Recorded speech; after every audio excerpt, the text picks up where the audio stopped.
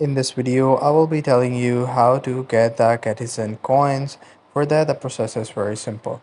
So one thing is by playing the games in the Catizen application. So once you go and tap on the game section, there will be plenty of games that you can play in order to get the maximum coins.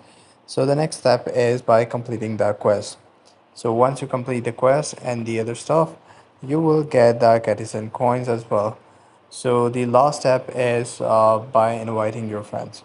So once you invite your friends to the game, you will get the Catizen coins more faster than the other persons and by simply farming the cats.